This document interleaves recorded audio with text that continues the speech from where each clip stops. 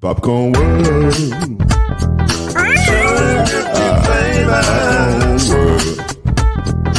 Popcorn World. Yeah.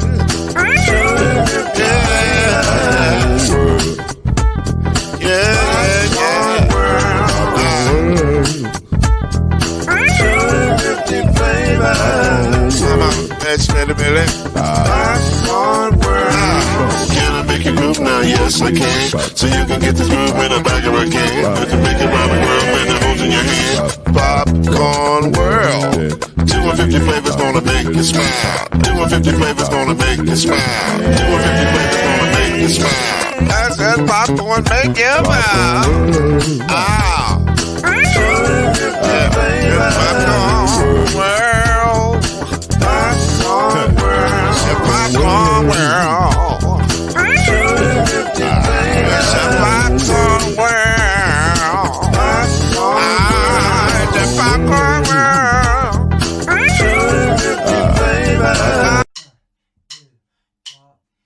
You're now listening to BLEAV in the ACC with Heisman Trophy winner and Florida State legend, Mr. Charlie Ward, Wave 3 TV, and Burn Creek Hall of Famer, Kendrick Haskins, and Mr. Talking Noise himself, and of course, Mama Noise's man, Lloyd Smith. And now, it's time for BLEAV in the ACC.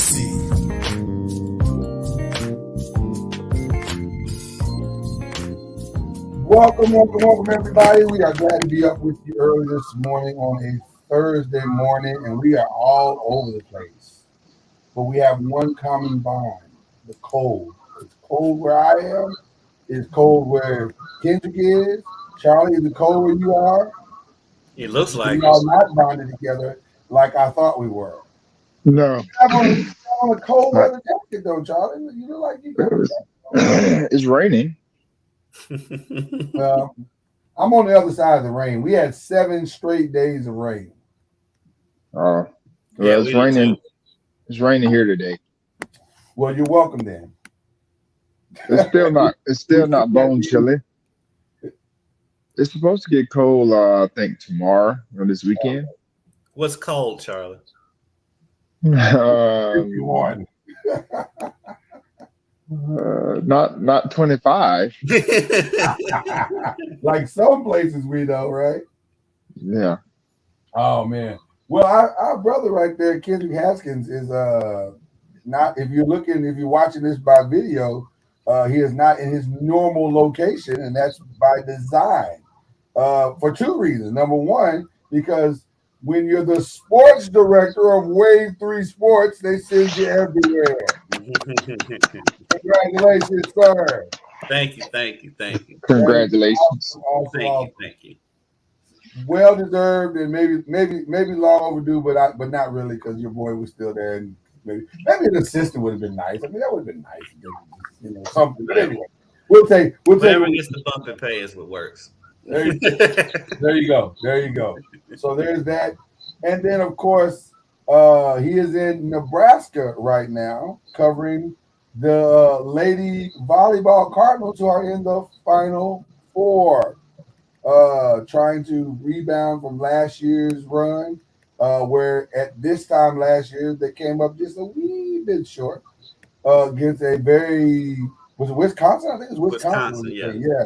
A very talented Wisconsin team who, let's just be clear, they were on a mission, and nobody was going to get in. Nobody was going to beat them, especially not an upstart, spunky little team like Louisville, which Louisville played great, and they were dominant for most of last year. But, man, Wisconsin looked like they were on a mission, and they finished that mission last year. So, how's it look this year? Who are the 4 this year that are – or the 3 other teams that are competing with them? Well, they'll open against Pittsburgh tonight. I'm familiar, folks. Which, if you feel good about that, they have a rivalry with Pittsburgh in the ACC. They split the 2 games this year. Last time they played on senior night, in Louisville, and Louisville won that match. So you feel pretty good about that. You don't want to be overconfident, but you feel good about that. Right. Then on the other side is San Diego and Texas. You would expect that Texas will come out of that, but San Diego's tough. I watched them in their match against Kentucky. They swept Kentucky, and Kentucky won the national championship 2 years ago. So, quiet is kept, low key. The state of Kentucky is a volleyball state. So, right. It's evolved into a volleyball state. Yeah, Western Kentucky was also in the tournament this year, and we've had national champions in high school at Assumption. Come out of Louisville for years, and so it's low key a volleyball state. Well, that should help with state recruitment to businesses and upstart people who are looking to relocate. Hey, your kid can come in and go be a national championship. So there you go. Well, listen, it should be fun. What time is the game tonight? I'm sure it's going to be on the ACC network. What time is the game? No, it's on ESPN. They got the Euro time. Okay. They're not gonna put a Final Four on the ACC network. Well, listen, let's not act like they wouldn't. Depending on it just worked out that there wasn't a travel. Not travel, but a scheduling conflict. But I think there's people smarter than us who make the schedule to make sure that this is the night that I would hope so. No, both games are on ESPN. Louisville plays the second game, so it's around 9:30 Louisville time. Around there, the first game starts at 7, so awesome. The Louisville game will start after that. Well, I'll be tuned in tonight to see if the Lady Cardinals can pull it off. So that's exciting. And we got a lot to talk about today. We're talking transfers and trust, but I want to start with the trust factor because as of yesterday, the University of Louisville basketball team is no longer a team that has not won a game. We thought Charlie Seminoles would help us out, but they didn't want to. No, they had no desire to help us. So now the Cardinals are now a winning. Well, have a win streak going of 1. But I don't know if that breeds trust. And so I wanted to come on. Who did they beat? Well, they beat Western Kentucky, who was actually 8-1. So I guess that's something. Well, being 8-1 sometimes can be a good thing, depending upon who you play, or it can be a bad thing, depending upon who you play.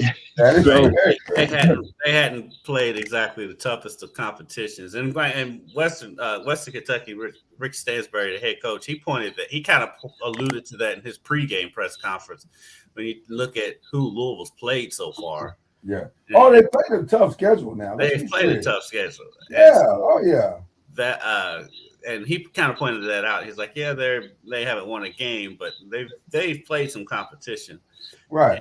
And so they could go on a little streak here. No disrespect to FAMU, but they play FAMU on Saturday. And then they have the week off before I think they have a week off. I don't have their schedule in front of me. But, I mean, if they can get a couple wins here, because they played at the best they played all year last night. I mean, they were up by 20 points at one point.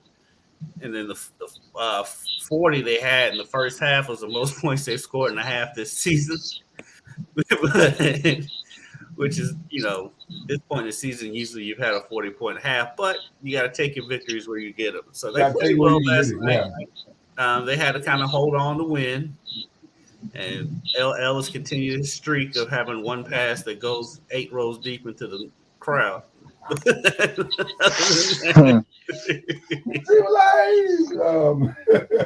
I mean, the one he had last night, because I think he had at least 2 against Florida State, and the one he had last night, I mean, that thing had to go at least 8 rows deep into the stands. I'm like, what are you doing?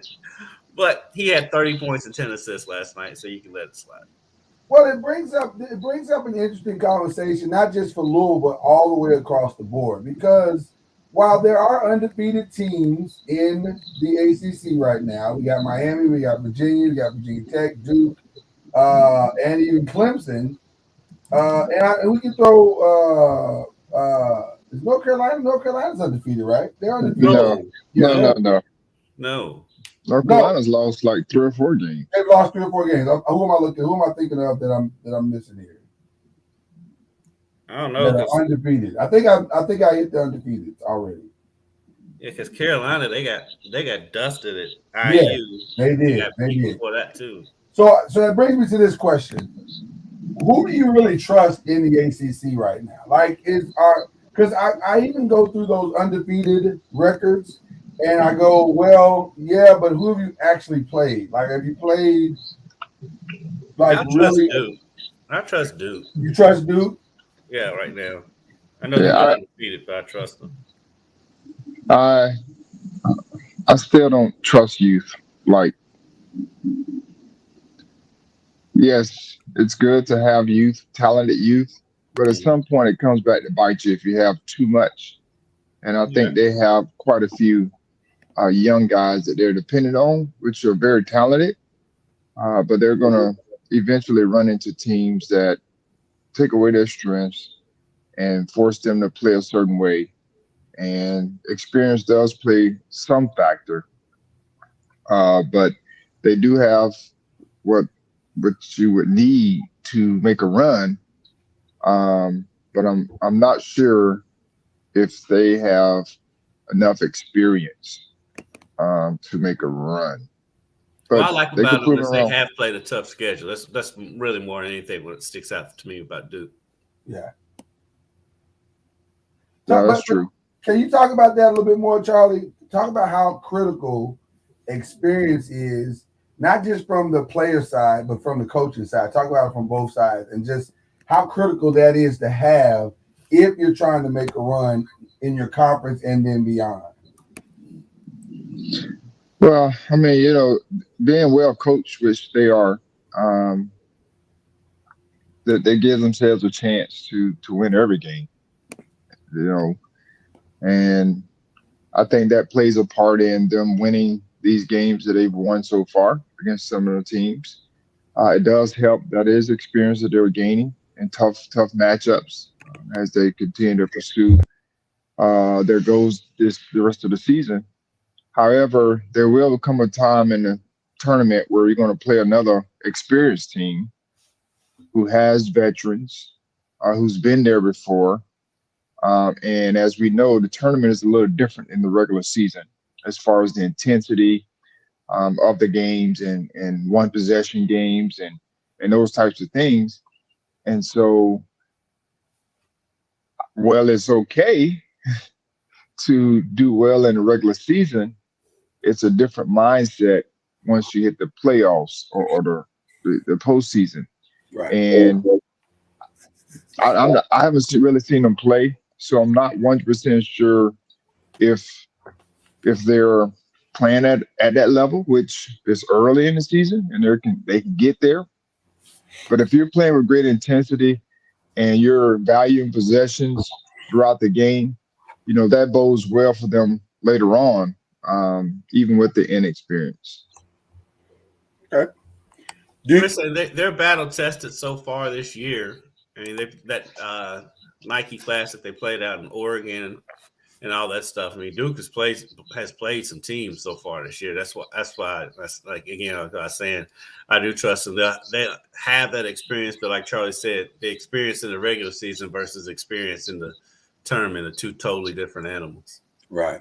So that brings me to a way for us to transition into the bigger conversation that we're going to have. Should some of these teams, and I'm looking at you, Kenny Payne, but not really. Should he have leaned more to the transfer portal to try to balance the roster out a little bit more? Because you're seeing Louisville's number one problem, I think, is they don't have they have athleticism to some degree, but there's no experience there, and at least not enough to be able to understand how to bring balance to what they're doing on the floor and understanding to what Kenny is trying to convey to them to do on the floor. They don't have some of it feels like it's stuff they maybe never even seen before, I guess, which is weird to say because these kids play so much basketball now. You would think that their IQs would just naturally grab hold of certain things, but it doesn't. and you can see that just natural, basic, fundamental things are not being seen on the floor, and there's no reaction to do those things on the floor. To slide off a pick a certain way, to come off of a pick and roll a certain way, to even come set the pick at all. It becomes a one-on-one thing, or to take two passes and then shoot a three. Just weird little stuff that you're going, okay, why are you doing that? Like, help me understand what you're seeing that's making you do that. Or are you just doing it because you think you can score or whatever the same case may be?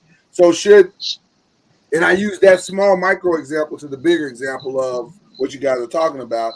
Should they be leaning on the transfer portal more to come bring experience into their rosters? Well, they tried. I mean, they got Brandon Huntley Hatfield out of the transfer portal. He's transferred from he's a 5-star forward coming out of high school to transfer from Tennessee. They just missed out. I mean, for a variety of reasons. I mean, timing, because the NCAA stuff is still hanging over their head, and you have a coaching change, and and so I mean, a lot of factors go into that. But they did make the attempt in the transfer portal. They just didn't get some guys. And as far as the experience, though, I mean, yeah, Huntley Hatfield is a sophomore coming in, but I mean, Sidney Curry's a senior. Jalen Withers is a fourth-year junior because he redshirted his freshman year. So there is experience there. It's just I don't know. Well, part of Curry came in the season way out of shape. Way out of shape, yeah. And then Withers, Withers fell in love with the 3-pointer in the offseason. I know that's part of what happened because when we talked to him in media day, that's all he kept talking about is he's a better 3-point shooter, which he is. I'll give him that credit. But I don't think he worked on other aspects of his game. Right. It doesn't feel like he probably did. It just doesn't feel like it. And so you can see where the emphasis went. Right. And of course, I mean, the guard situation. I mean, L's having to do too much, and he had a great game last night. Had 30 points and 10 assists, and he was played under control for the most part, except for his 50-yard bomb he threw to the sidelines. Right. He played well, but the guard situation is the biggest glaring problem with this team. Okay. Well, when you don't have guards, you struggle. I mean, that's anywhere in the league. So definitely having good guard play plays a big part in your success because they can, of course, control the basketball, control the flow, make decisions, get everyone involved. And of course, you need all the other aspects, shooting and shot blocking and all those different things. But if you don't have good guard play, if you got one guy that can control it, that's great. But you need multiple guys that can actually control the game. That plays a big part in the success, I do believe. But I'm just curious to know, how does someone in college come in out of shape? Charlie Ward, that is a powerful and necessary question because I don't know. Wow, that is a great question. I don't know. I've said that same thing about college and pros. Like, if this is what you do now and you have access to do it, why wouldn't you do it? Like, that's I don't understand. Well, the pros I can see from a individual standpoint because they're not really hands-on with the pro guys in a sense. So they kind of expect or hoping that the guys are professional enough to say, I need to get in shape. I need to be in this type of shape so that I can play at a high level. They're expecting that, and they may not see them until a certain time. But in college, they're normally there Early. the majority of the summer. Yeah, throughout the summer. I don't think he was here all summer, but I know he was here. So I just don't understand like how. I do understand because it's an individual deal, meaning they have to participate as well. But I'm just curious to know, like, there has to be something to say I Come feel on, like man. there may have been some kind of, and I'm purely speculating. I don't know, but I'm wondering if there's something else that kind of may have led to that. He doesn't talk. Sydney doesn't talk much. He's a nice kid. He just doesn't talk much. So you Meaning never he know had what's an going on. injury? I don't know if there was an injury or maybe something in his life may have Something happened. that happens, like, yeah. Because like I said, he's very quiet, very because if you watch him on the court, he doesn't emote any kind of. Let me. I don't want to zero in just on the one kid, but I will for example purposes. But don't you?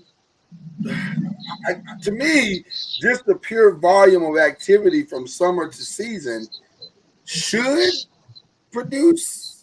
If you're young, like, shouldn't it No, produce some measure of in shapeness? Like, I mean, no. I don't know. I'm just It's not asking. there. No, there's I mean there are guys who you see come into college who may play college basketball and they're huge. Yeah, And it's an issue with them, and some take it to heart and they lose the weight, the way they should, or probably not eating late at night, yeah, and doing all the necessary things that they need to do to trim the weight off. But then there's some that do take it for granted and start, doing whatever it is that they do and forget that they're basketball players or, yeah, basketball players for the most part.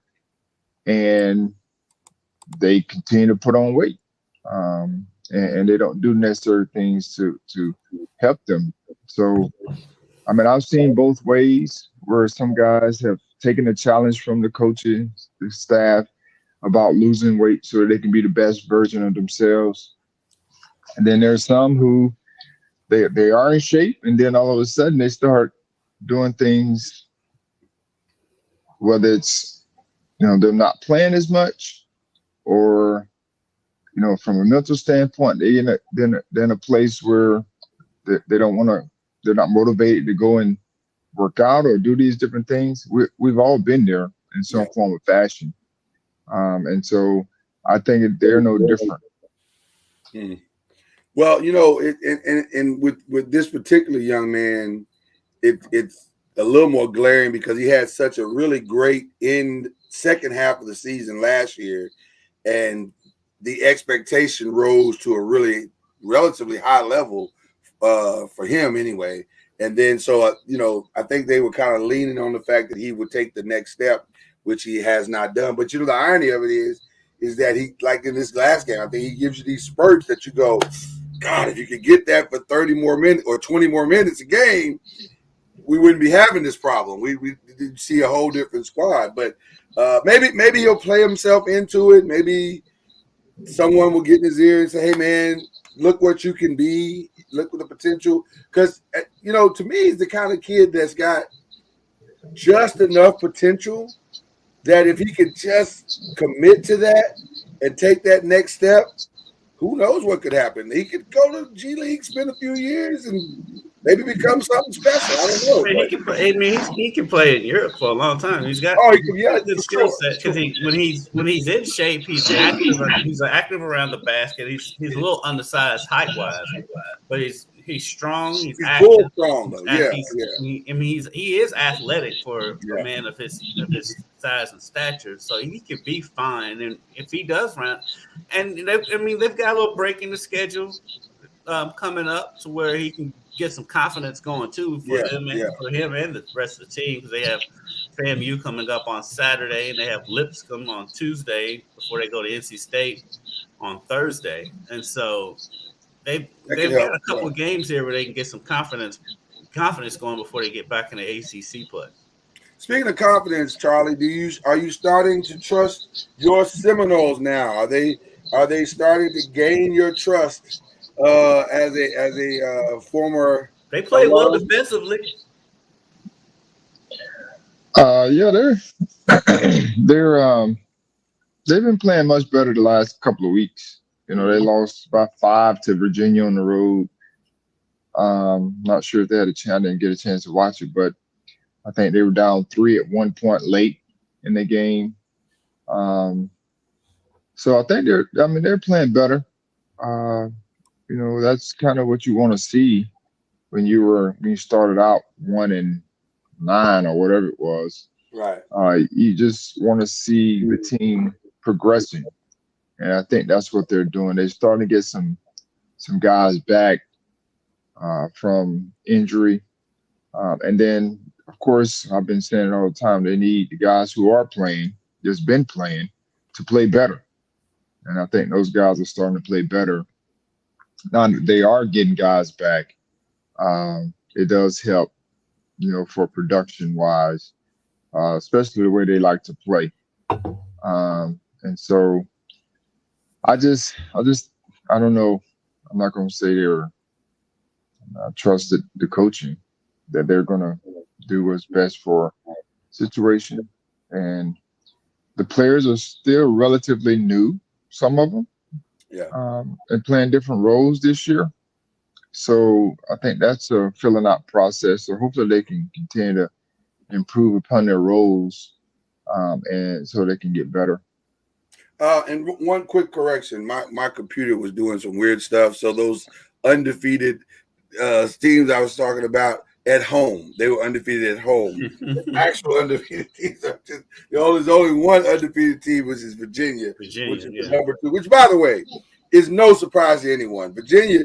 Listen. You can say whatever you want about every other team in the ACC, every other team in the country. One constant has become very true as it relates to Virginia. Tony Bennett's going to figure it out. He's going to figure it out. They're going to be good. They're going to fly under the radar, and nobody's going to want to watch them.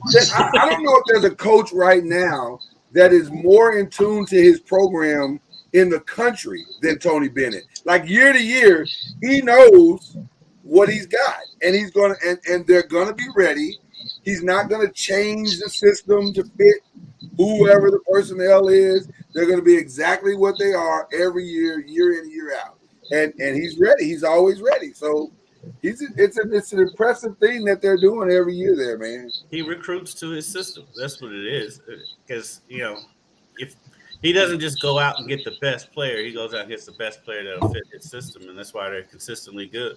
I think that's the Mike Krzyzewski theory. Like I don't need everybody. I just need guys that fit. Well, at the end, that wasn't this Mike Krzyzewski. Well, yeah, he acquiesced at the end. At the end, it was like, okay, maybe I should get the best player. Well, speaking of recruiting, the other part of today's show was a conversation that we hold near and dear to our hearts here at this particular podcast, and that is the transfer portal. It is so full disclosure. I heard on another podcast that the transfer portal was filling up fast, and I'm like, well, it's always filling up fast since it's been, And they said, well, no, it's 1,000 people, and I was like, 1,000? That sounds like a little high. But then when you see it, and shout out to my good friends and my former one of my former employers, Athlon Sports.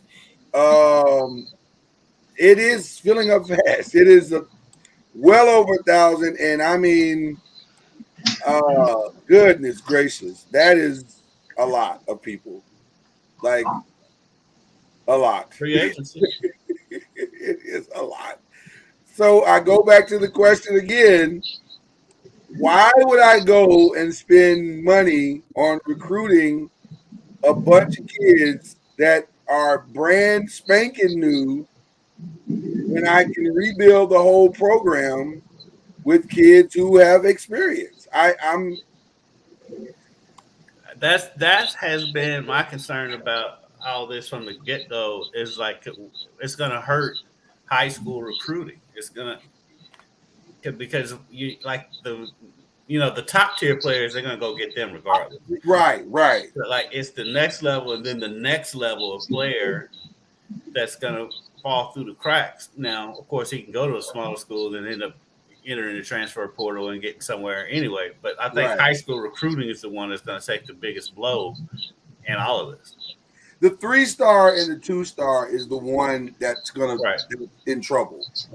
Because if you got an option, I'm not going to get a 3-star, or unless I see something in this kid that everybody else missed, and I make the bet that I'm right. I can't see why I would do it. So Charlie, you gotta help us make it make sense, bro. Well, there's a school for everyone that has, aspirations and talent, and they show upside because what you don't want is to build your roster off of a bunch of transfers, and you have you recruited, or you have high school kids. I think it's a balance, depending upon your need, because some years you may need to make over your roster, like Florida State is doing, and Miami is probably getting ready to do again. Because they're coming back. The U is coming back. And of course, Colorado, they're new, and a lot of the teams who have new coaches and they're trying to compete right away in their conference, whatever conference that may be, they're going to go and get plug and play type of guys. But there are some room for high school kids that they're going out to develop, because what you don't want is to get a 5-star with a bunch of transfers and you end up losing a 5-star because he didn't get an opportunity to play or get a chance to compete. So if you go and get a 3-star with those guys, you at least buy yourself a year to 2 years to develop that kid, and you can get your transfers to plug and play for those few years while your 3-star is developing into the player that you feel like he could be or she could be. And that's the way you can get 3-stars or 4-star guys to, continue to develop. I know that's happening, on teams, because sometimes they're not ready when they first come in and they need some development. And sometimes they project them out 2 years before they're actually ready to play. They feel like they're ready to play from a physical standpoint, and sometimes mental as well. But that's the reason why, the coaches have to, vet out, and they have all these scouting departments and all these different things now, to where they're not just recycling the same type of player, but their actual needs, and they go out and get guys that can help them. So, interesting situation. I'll use this as an example of what you just said. Clearly, this is just us surmising. We don't have inside information. For those who think we do, we don't.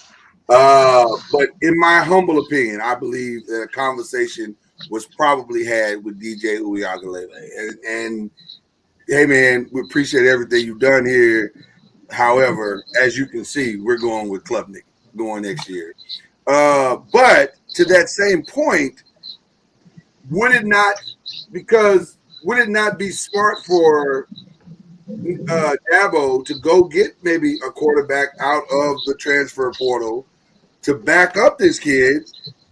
Because you've seen what happens when you don't have it. Like, he's kind of seen the other side of the monster. And so it would be smart to go get maybe somebody that can push Klubnik a little bit, and maybe or that. Like, what are your thoughts on that, guys? Well, Dabo's not going to the transfer portal. He is very anti-transfer portal. He's very anti-transfer portal, which is very strange. Yeah, for whatever reasons.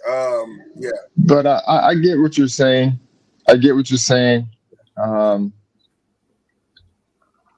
However, they just lost another quarterback as well, because they made a decision.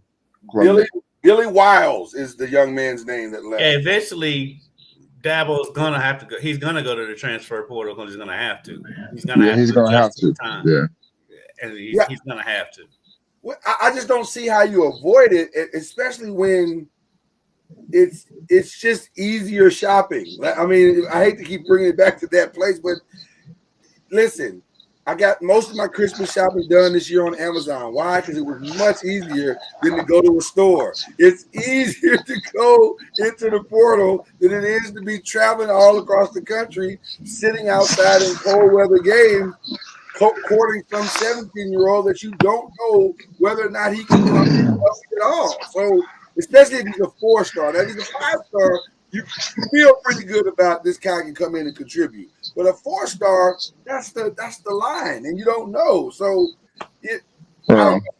let's just be honest. Mm-hmm. You don't know how the transfer is going to respond to your team as well. That's true too. And you're hoping that they come in and fit in with what you're doing. That's the hope, and it's all like coaches, like people saying it's a home run hire. How do we know? I mean, we don't know he's going into a new situation, and we don't know if it's a home run hire. It's based upon what he's done in the past, yes, but going to a new situation, you never know how they're going to, fare in these situations. So I just think it's a hit or miss. Yes, you can look at the talent and upside, but it's more so the culture that you're bringing these players into. And so if you're bringing them into a winning mindset culture, I just go use Florida State. Their whole mantra is, of course, get the best player, but they have to get one that's willing to fit the culture. And you hear Coach Norville talk about it all the time is, we want the right fit. And of course, every coach says that, but sometimes you just go out and get the best player and they don't have the right mindset. They're not ready to compete for a position. They want to be handed a position. And when that doesn't happen, they're ready to move on. Now, I was just looking at the portal, and there's like a few guys' names that I've seen, and this is like their second time transferring. Yes, so it is. What's the quarterback's name? I know one is JT Daniels. JT Daniels. Yeah, JT Daniels is. I'm like, man, where are you going? I mean, if he goes to the NFL, and he's playing on Monday Night Football, and they say what school they went to, what's he gonna say? He'll say JT Daniels, NCAA. They're gonna have to block out a whole segment for him to name. Hold on. He started at USC, right? I believe so. Was it USC or I know he was at Missouri one time, wasn't he? He was at Missouri at one point. No, he wasn't at Missouri. He went from USC to Georgia. Was it Georgia? Okay. Yeah.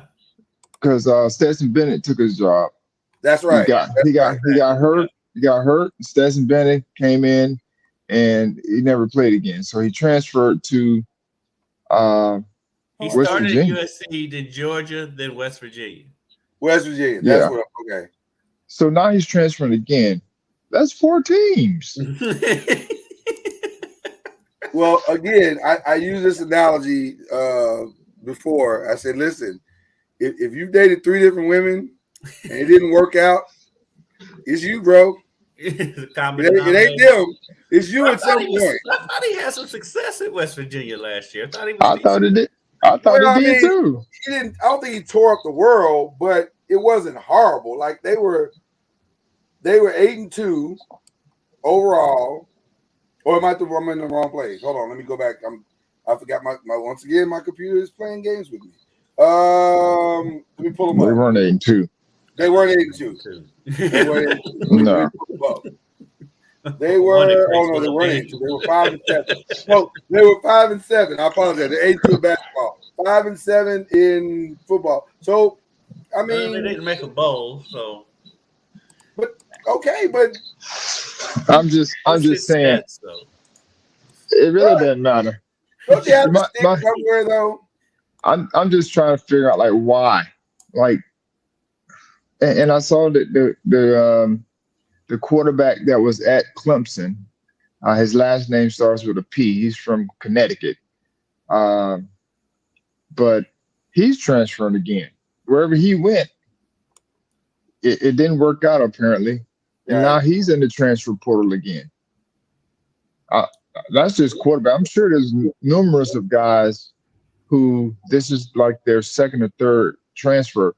Where does the rule come in where you got to, there's some consequences for just continuing to move? Did they take that rule out? I guess it is. I'm looking at the stats. 13 JT Daniels, 13 touchdowns, 9. So that's not good in high school. Right. It's not the best. So, but that's you though. That's you. And you chose West Virginia. Like you chose that school, bro. Like I think sometimes they be going where people want them. And they're like, yeah, I'll take it. I'll accept. Because somebody want them. That's why I say sometimes, man, like Slovis. Yeah. I mean, he's in the portal. He's in the portal. Again. Can you blame him, though?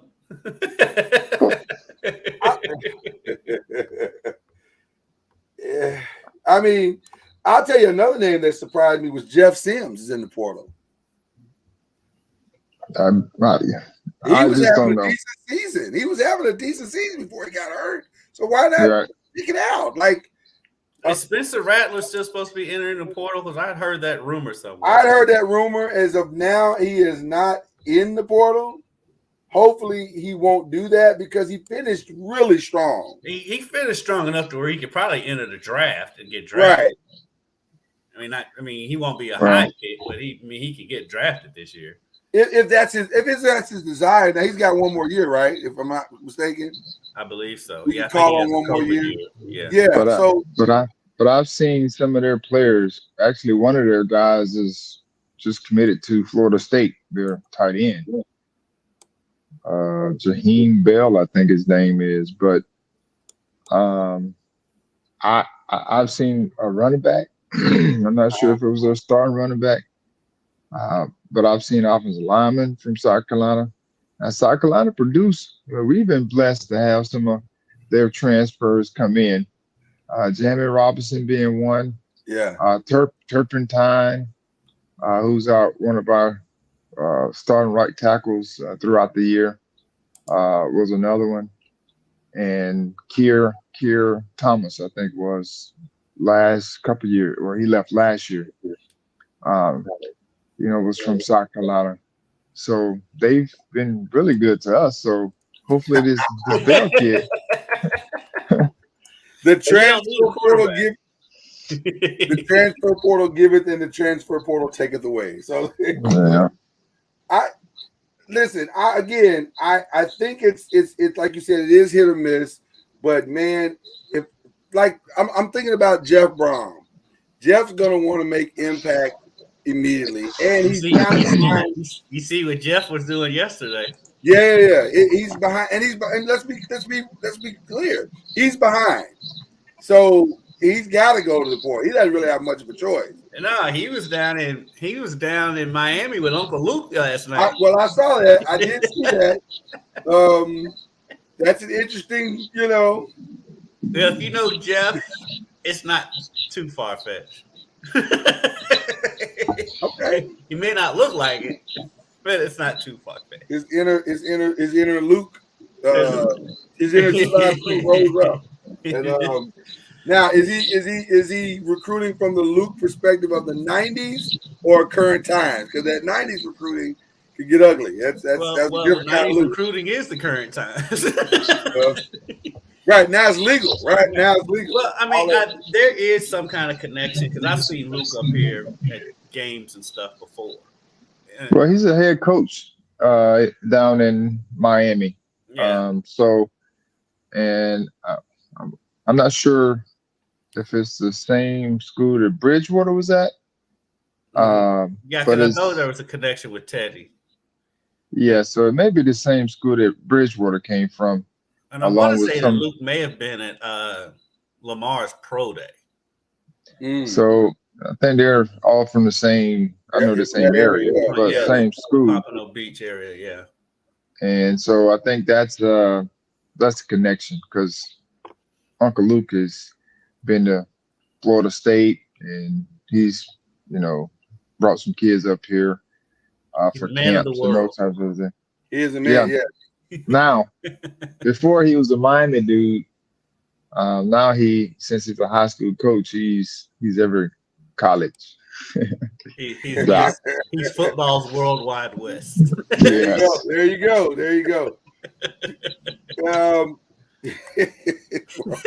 Football's worldwide west. That is a great. Oh my goodness. Speaking of the Knicks. Speaking of the Knicks, they won 5 in a row. 5 in a row. Okay, they're going to win 6 because they got. Sometimes is it this weekend? They got Steph and them coming up, and no Steph. It doesn't matter. They just need to keep playing well. I think the way Golden State's playing on the road, it don't matter if Steph's there or not. Yeah, well, that might be true. That may also be true. They're terrible on the road. Okay, so we know we got some bowl games coming up this weekend. I think this weekend. The Wasabi Fenway Bowl featuring the University of Louisville scout team versus the University of Cincinnati scout team. Irony at its finest. Question to you, Director. Are you going to be jet setting this weekend? Are you headed from Nebraska to Boston, or that'd be a big fat negative? I would say, or do y'all cover the Wasabi Fenway Bowl at all? No, that bowl game. I mean, God bless these people for wanting to put on this bowl game. They've been trying to put it on for a couple of years, and they're just now getting it off the ground. There needs to be some kind of parameter. If you can't have 2 sidelines, then you don't need to be hosting a bowl. The teams are be next to each other, Charlie. That's the baseball stadium. Right there, Fenway Park. They're Fenway Park. They're come on. Be careful, kids, not to run into the big green monster. Right. I mean, because it's not like they don't have like 3 other football stadiums in the city of Boston that they can play in. There are other options. There are definitely other options. I mean, I get that you want the nostalgia and the freak show, for lack of a better term, of playing in Fenway Park, and I get it just because they have the Pinstripe Bowl in Yankee Stadium, which also is ridiculous. But that's the reason why they're doing it. I mean, it's all competition, and somebody like we shouldn't play one in Fenway. There's a reason why NFL teams have their own stadiums now, and we're not playing in baseball stadiums anymore. Exactly. Even though it did look cool back in the 80s. Except for San Francisco. I always thought that was weird how they would have the dirt on the field. Like, I thought it was cool. I loved it. Big old gigantic dirt stains. Okay, anyway. So who wins the Wasabi Fenway Bowl? Cincinnati. The best part of this game, though, is what has erupted out of the game, which is this now we're going to stick it to you type situation with Louisville. Like, will Louisville have enough? Oh, is this what you're doing, Coach Satterfield? Like, will they have enough of that in them to go try to beat Cincinnati, or is this is a weird game. It's a very weird game, right? Because like a lot of Louisville players aren't playing. A lot of Cincinnati players aren't playing. I mean, Deion Branch is coaching U of L. And I love Deion. Deion is my guy. I love Deion. We love Deion. We love Deion. We love Deion. Deion came out in the press conference and said, "I don't really know what I'm doing." Like all the coaching staff, just about that was there, has gone over to Cincinnati. It's gone over. And so you also got to wonder, well, who's staffing Cincinnati's team? And so right, because all their coaches have gone to where did Luke Fickell go? He went to Wisconsin. So. It'll be an interesting game to watch just because of the train wreck factor of it. It's like you don't want to turn away because you know this is going to be a horrible game. It's not going to be pretty. I will give a shout out to Brock Dolman, who will be the starting quarterback for U of L in that game. He's he's confident and pushing that he wants to be the starter next year. And I'm like, go ahead. It's audition time, baby. It's your time because you got a year. Yeah. Well, the irony of coming in. So. Yeah, the irony of this game is that in addition to that, the next maybe in some ways a bigger game this weekend, at least in the hype factor, is the Jackson State North Carolina Central game where their former coach will allow to be a coach their team in this game. Dion will coach them, and the new coach TC will coach against North Carolina Central, which is again very strange to me. And this is no disrespect. Why is it strange? Well, because when he gets done coaching this team, he will then take 11 of the players and put them on a private plane to Colorado, and it's just I don't know. It's just a weird. We're in weird times when it comes to college football right now. It's a weird time in college football. It's a weird time. But hold on. Yeah, I can appreciate this factor because what we just got finished talking about, guys not competing for their teams in the bowl game, which you can understand.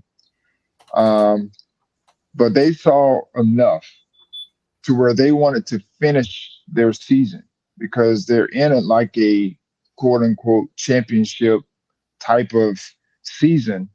And they're perfect right now. They're like 12-0. And there's only one or two other teams that can say that in some form. And so I can see why he wanted to, and he mentioned, he's like, I always finish what I started. Regardless of his situation, he's been going back and forth, which he needed to do in order to keep things flowing at Colorado as well. But I was happy that they were able to allow him to continue at Jackson State to finish, because in our day and time, that is not happening, where people are finishing their job or their work. They're going on to the next spot. Now, I don't know if they had a bowl game or whatever, he would have just left Jackson State. But since they're in this situation, he wanted to finish what he started. And I can commend him and also all the players. There are some guys who are probably in the portal that was going to play in the game. Right, excuse me. I know there are some guys in the portal. Yeah, absolutely. Right. Who are going to play in the game.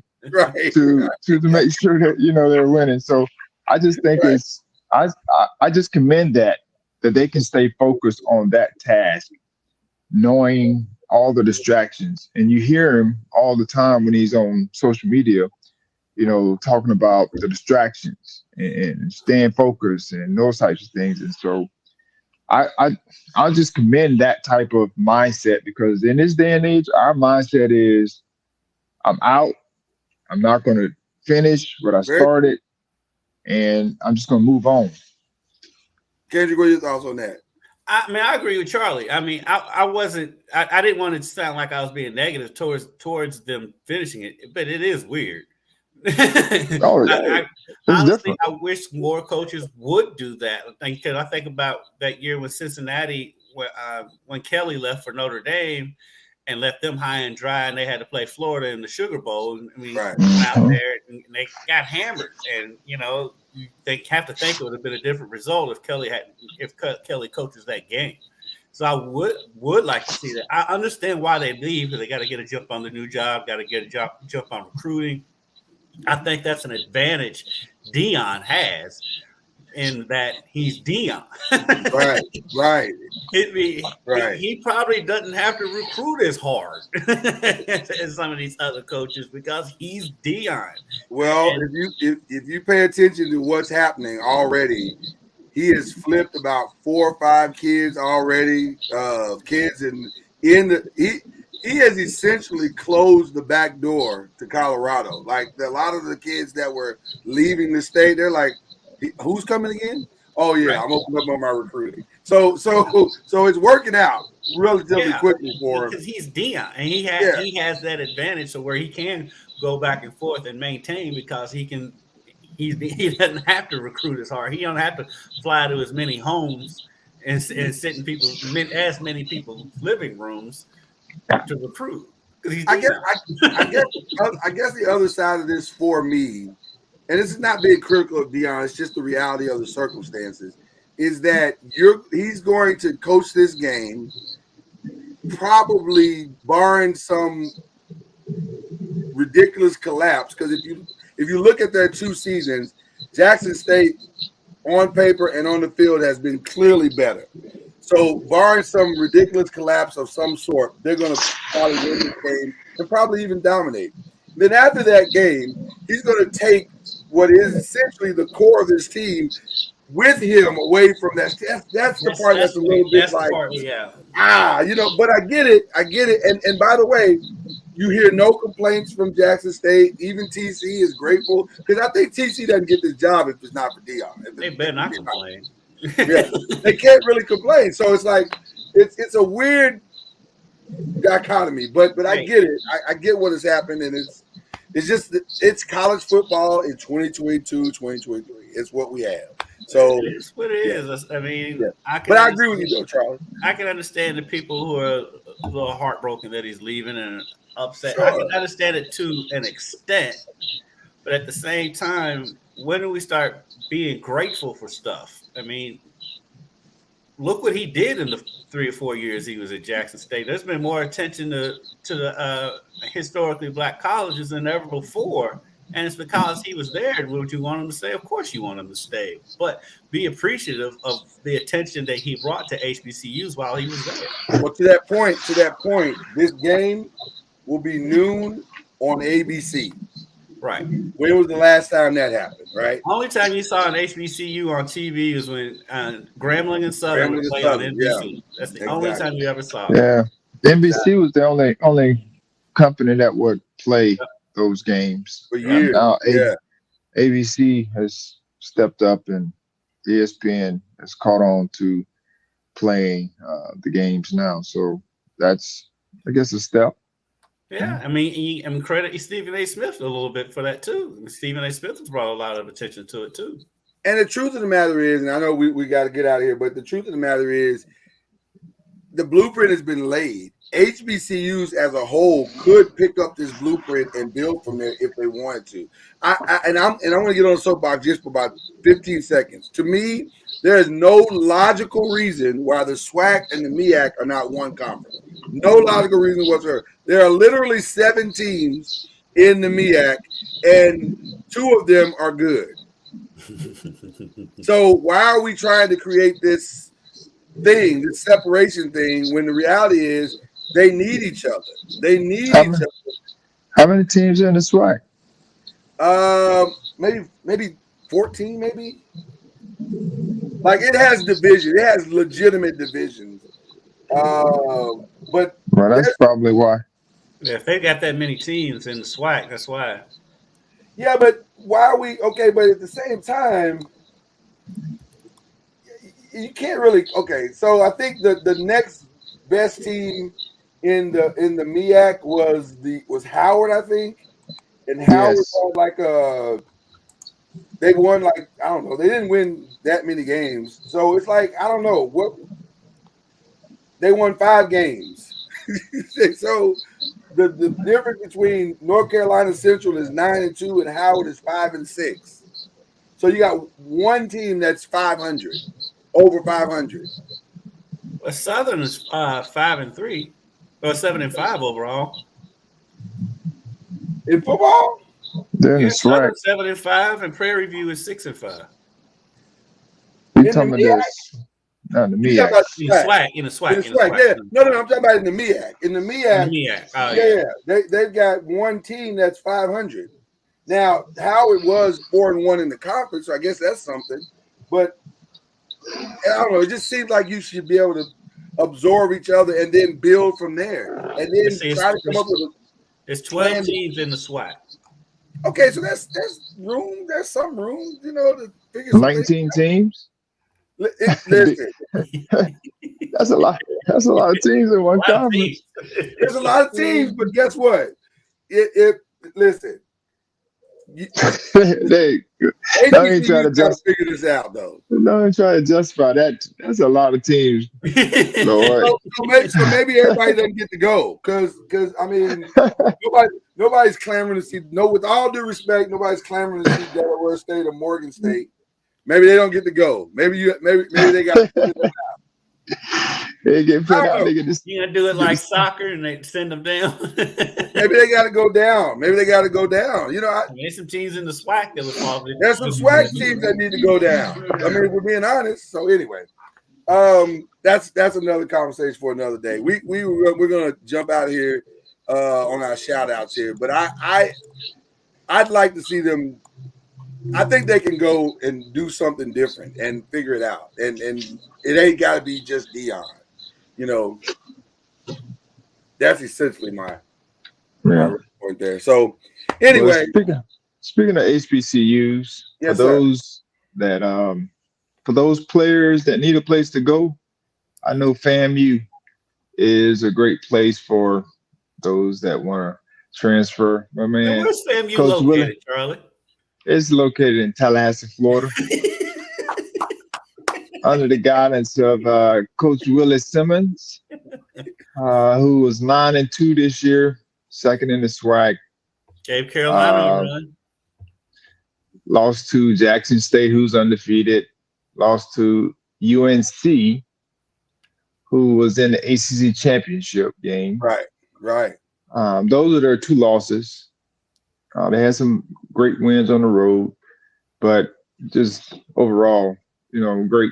They're building, and coach needs some players. Now that Dion is moving on from the SWAC, I say Coach Willis Simmons is SWAC. Coach Willis Simmons is SWAC because Dion is no longer SWAC. All right, that's fair. Shout out to Charlie for his recruiting. All right. Kendrick, who you shouting out this week? I'll shout out. Oh, you got some more? You got some more, Charlie? I got one more. Yeah, Caleb. My son Caleb for graduating from Florida State. Yes. This past Friday. So congratulations to him. And we're proud of him graduating from Florida State. As you should be, sir. As you should be. Fantastic. And I'm proud of the new. Is it going to be a new podcast, or is it just going to be the two new podcasts? I guess with with the kids. With the kids, yeah. Shout out to two new podcasts that birthed out of it. They got time now. They got time to be with Dad. They got some time now to do some podcasts with dear old Dad. There you go. Yeah, there you go. All right. Kendrick, who you shout out, brother? I'll shout out, the two Louisville teams. I'll shout out U of L volleyball. I'm here in Omaha, Nebraska. It's the first time I've ever traveled for the volleyball team, to be quite honest. And so shout out to them. Their second straight Final Four appearance.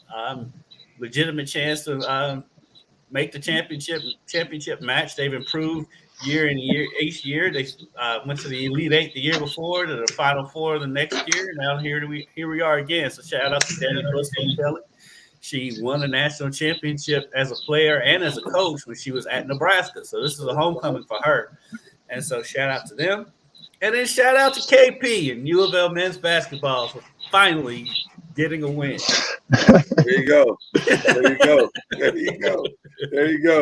My shout outs are of a similar nature. Obviously, I do want to give a shout out once again to our very own Kendrick Haskins, who is, again, if you missed it at the top of the show, the brand new, reigning, defending, undisputed sports director of Wave 3 Sports, ladies and gentlemen.